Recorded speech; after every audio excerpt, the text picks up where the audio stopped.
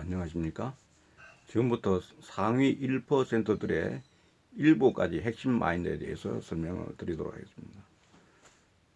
상위 1%의 사람들이 가지는 7가지 핵심 마인드입니다.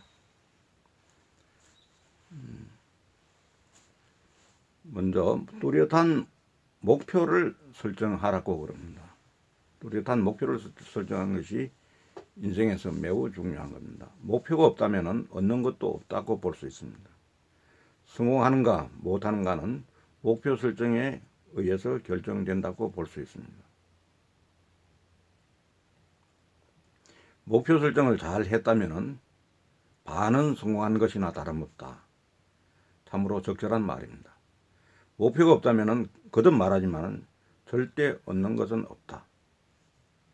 목표가 없는 인생은 어떻게 보면 그냥 사나마나하는 인생이라고도 좀 이야기하면 좀 과하다고 이야기할 수 있을까요?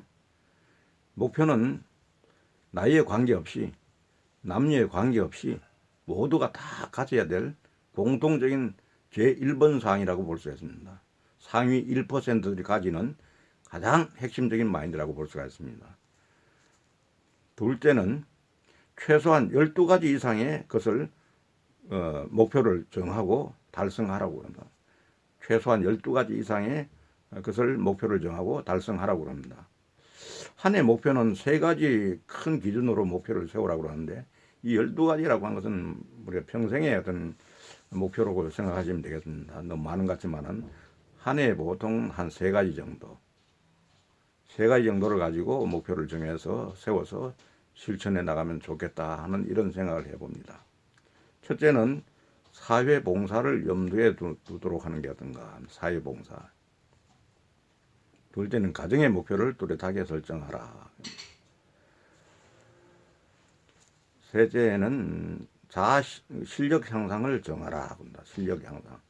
내가 오늘보다도 내일, 올해보다도 내년 이렇게 실력을 스스로가 자기 자신을 향상시킬 수 있는 목표를 정하는 게 좋겠다 하는 이런 생각을 우리가 공통적으로 다 해보게 됩니다. 적어도 한 달에 하나씩 목표를 달성한다는 전략을 가져라고 이야기합니다. 목표가야말로 중요한 것입니다. 사회봉사에 염두를 둔다. 이거 물론 이제 이런 구체적인 사항들은 보면은 그 연령대라든지 남녀 성별에 따라서 약간의 차이가 있을 수가 있겠는데 전체적으로 보면은 이렇게 한 해 한 3가지 정도 목표를 두고 평생은 12가지 정도의 목표를 두고서 이렇게 목표를 달성하기 위해서 노력하다 보면은 자기의 성장, 인생의 어떤 보람 이런 것들도 같이 가져올 수 있는 것 아닌가 하는 이런 생각을 해봅니다. 그러고는 가정에서 성공을 이루라고 얘기합니다. 모든 힘은 가정에서 나온다고 이야기할 수가 있다. 정작 가정을 소홀히 하고 성공하겠다는 사람들이 있는데 절대 가정을 소홀히 하고 성공한 사람은 지금까지 아무도 없다고 그럽니다. 그러면 지금 같은 경우에 혼자 독신으로 사는 사람들이 많은데 이런 사람들 어떻게 할 건가? 좀 한번 생각을 해봐야 되겠죠. 이제 우리 일반적으로는 다 가정을 가지고 있고 하기 때문에 가정에서 먼저 성공을 이루어야 된다고 하는데 앞으로는 혼자 사는 사람들 어떻게 하는가? 이게 나름대로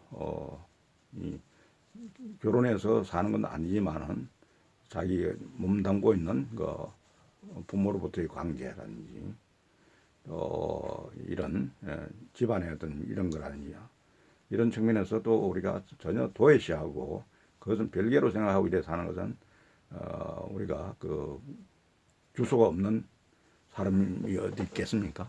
그런 사람은 좀 한번 다시 한번 생각을 해봐야겠다. 물론 이제 보면은 가정이 없이 이제 혼자 하다 보면은 더 많은 성공을 할 수도 있는 부분이 있고 또 어떤 사람들은 그게 자기 스스로가 조절이 안 되고 더 자유분방해서 더 초점이 흐려지는 경우도 있겠지만은 그런 부분에 대해서는 자기가 나름대로 하기 나름이 아닌가 이런 생각이 해봅니다. 그 다음에 절약을 생활화하라고 얘기합니다. 절약을 생활화하라고. 경제적인 자립이 안 되면은 앞으로 세상 사는데 굉장히 말하면 우리가 상위 1% 들어갈 수 없는 거죠. 경제적인 자립은 반드시 이루어야 된다 하는 그런 생각입니다. 그래서 경제적인 자립은 성공적인 한 해에 대단히 중요하다 그렇게 합니다. 경제적인 자립은 처음부터 돈을 많이 벌 수는 없으니까 자립을 해서 절약을 해서부터 출발한다 이렇게 합니다. 우리가 이제 돈을 모은다고 생각하면은 어떤 생각을 해보냐면은 눈사람을 만드는 그 어떤 과정을 생각해 볼 필요가 있습니다. 눈사람 만들 때 처음부터 이게 눈사람들 크게 많이 불어나는 게 아니지 않습니까? 초기에 조금씩 모아 나갈 때 그때는 작게 불어나갑니다. 그때는 예를 들면은 오히려 내 서기도 서기도 급한데 모을 돈이 어디냐 할 수 있겠지만 그때 절약하고 근검절약해서 모으면은 그게 나중에 어느 정도 커지고 나면은 눈사람처럼 그래 불어나간다고 볼 수가 있는 거죠. 이제 그렇게 됐을 때는 흔히 말하는 복리의 어떤 그런 개념으로 해서 그때는 우리가 충분히 그 안에서 경제적인 자유를 누릴 수 있을 정도의 부를 가져올 수 있다. 그래서 처음에 출발할 때에 근검절약하는 것이 매우 필요하다는 그런 생각이 듭니다. 그 다음 자기개발에 시간과 자금을 투자해서 실력을 쌓아라고 그러는 자기개발을 하라고 얘기합니다. 직장인이 자영업이나 사업가로 변신하기 위해서 필요한 시간은 대략 2년에서 길게는 5년간의 준비가 필요하다고 이야기합니다. 어려움을 당하고 그때 가서 뭐 변하겠다고 생각하면 그때는 벌써 게임은 끝났다고 이렇게 볼 수가 있는 겁니다. 그래서 자기 개발과 개발의 시간과 자금을 투자해서 실력을 쌓아야 된다. 그러면은 생활 패턴을 조기 조침으로 만들어라. 다시 말하면 일찍 자고 일찍 일어나라는 얘기죠. 일찍 자고 일어나라. 이게 안 되면 왜 예를 들면 상위 1%에 못 들어가겠습니까? 생활의 규칙이 깨지고 시간을 적절하게 잘 활용을 못하는 거지.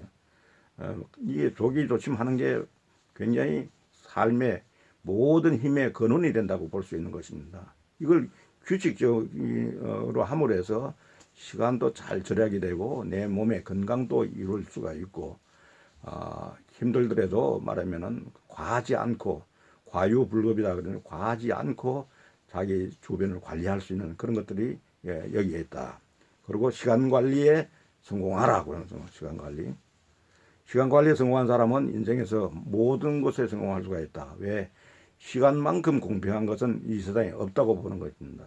시간 관리는 목표와 계획에 의해서 관리가 된다고 보고 반드시 종이에다가 잘 정리해서 적어두고 매일 꾸준히 점검해야만 그것이 목표이고 계획이다. 그래서 이 시간 관리만큼 어떻게 보면 시간만큼 공평한 게 없으니까 우리가 시간 관리를 잘해서 하는 사람이 결국 뭡니까?